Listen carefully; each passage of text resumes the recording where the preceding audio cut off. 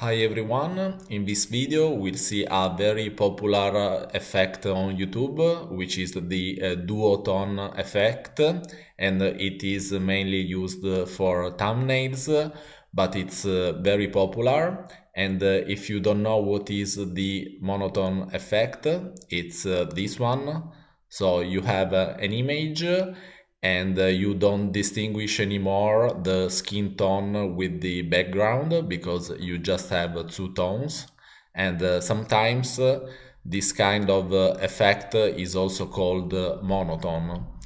So let's see how we can do this kind of effect with Inkscape in a non-destructive way. So you need an image like this one, and then you go to filters and you go to color and colorize. So here you can enable the live preview to see the result, and it's a little bit darker because you see we have this window which is in foreground, and you can also pick a different color tone, and yeah, it's a little bit dark like this. And if you go to option, you can also increase the harsh light value. So if you want more details or less, it depends on what you like.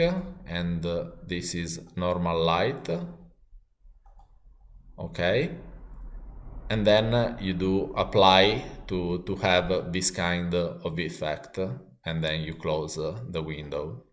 Now, if you want to change the color for another thumbnail or something like that, you can select the image and go to you can do again the colorize effect, but I don't think it's the smarter way to do it because it will go over the existing effect, so it's something I don't want.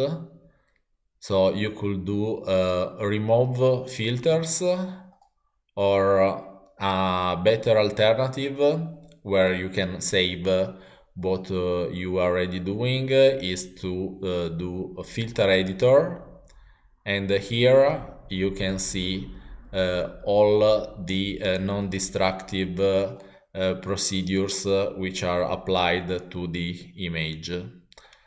And in particular, if you want to change the yellow tint, you can go to flood and set it to another color like red or violet.